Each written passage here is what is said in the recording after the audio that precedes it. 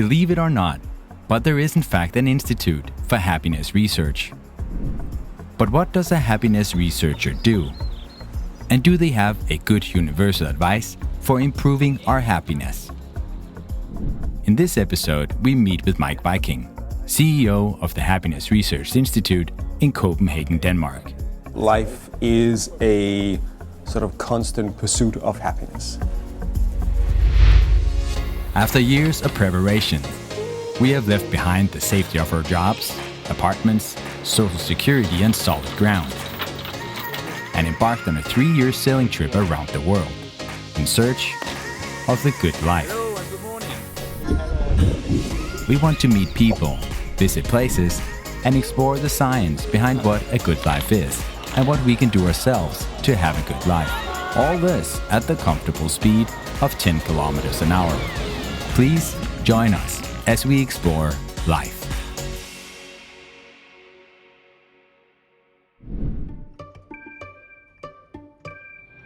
The idea for the Happiness Research Institute came back in 2012. I was just amazed with how many exciting things were happening in happiness research, both academically, but also how more and more governments are embracing these softer measures for progress. And I was curious, why is it that Denmark is always doing well in these happiness rankings? And I thought there should be somebody in Denmark trying to, compile all this knowledge and create a center of knowledge around this field. And then I thought, maybe I should do this. The Institute is an independent think tank with a scientific approach to happiness and the good life.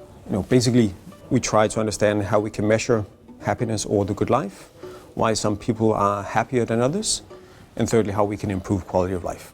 They try to be the bridge between the scientific world and the various people responsible for creating public policies. So when we know what we know from the academic studies, the data, the evidence, how should we design our policies differently, our cities differently, our workplaces differently, and our lives differently? But what are some of the challenges in studying happiness?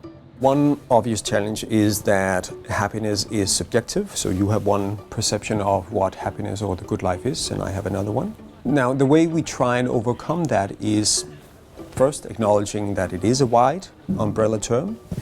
And therefore we try and break it down into different dimensions. We look both at positive and negative emotions. We look at the mood we experience here and now, but we also look at sort of an overall life satisfaction. We look at the level of purpose in people's lives. So a lot of different things.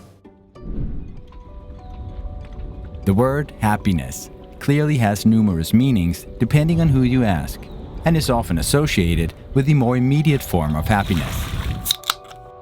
A positive emotion or a good mood. The feeling you have in your body while you're having a positive experience or maybe even indulging in one of your biggest pleasures.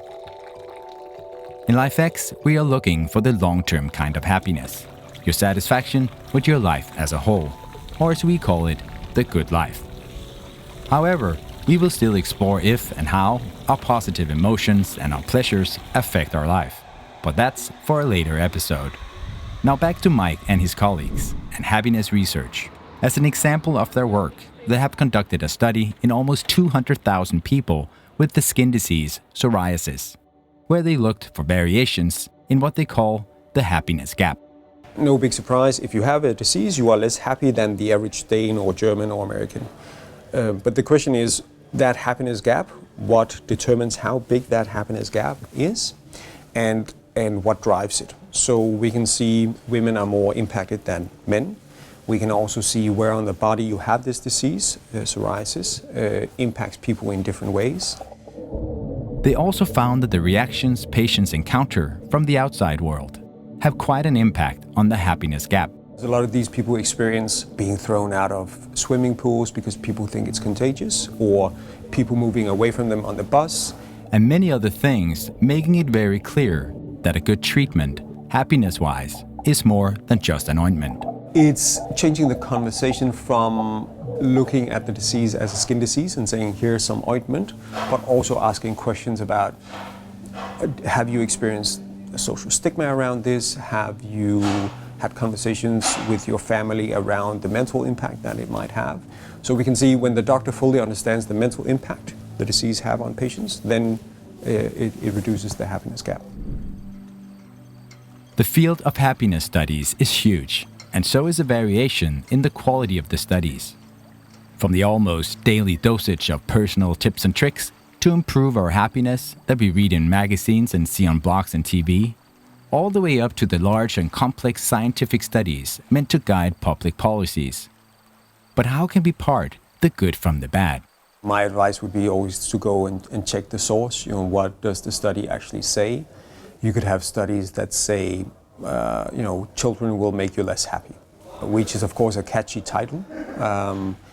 But there's a lot of nuances in that, because if you consider happiness to be a sense of purpose and meaning in life, then kids is a wonderful thing. When you look at life satisfaction, kids might have mixed results. So there is a lot of complexity in the studies that sometimes get lost in the headlines. The topic of having children is a big one, and something that we will explore in another episode. But now, with all Meik's studies of happiness, I of course had to ask him if there was one universal advice he could give us for how to increase our happiness. I think we need to look at happiness the same way we look at health and understand what we can control and what we cannot control. So if you look at health, we're born more or less healthy. Our genetics determine part of our longevity, but also the policies we live under, the societies we live in also determine your health, the quality of the healthcare, the air pollution in your city and so on. And then the choices you make on a daily basis. Do you smoke? Do you exercise? What kind of diet do you have? I think the same three categories apply for happiness. We can also see people are born more or less happy. There is a genetic component. Secondly, the countries people live in, the policies they live under, also explain some differences in happiness levels. There's a reason why the Scandinavian countries are often doing quite well in happiness rankings and why countries like Syria and Afghanistan are less happy. And then thirdly, the choices you make on a daily basis, what you spend your time doing, who you spend your time with, your perception or your sort of perspective on life. So some things we cannot control, some things we can control. If people are looking for a universal advice in terms of boosting their mood right here and now, I think that the sort of ABC to that would be do something active, do something meaningful, and do something together with other people. Ideally go in a global sail trip around the world. I'm very happy to hear that, yes. Thank you very much. Doing something active, meaningful, and with other people nicely summarizes some of the points we have often encountered in our search for the good life. Especially the interaction with people around us seems to be one of the major players in having a good life. Once again, a topic we will have a much closer look at in a later episode. We're also glad for Meik's thumbs up for our little sailing trip. It's most definitely active. Visiting new places, cultures, and people is very meaningful, and with other people. However, I will say that sailing can be a bit of a social challenge when crossing major oceans. Putting a group of people into a hot, humid, and rocking boat for many weeks at a time is not for everyone. But then again, the difficulty in how we travel makes seeing land on the other side just so much better.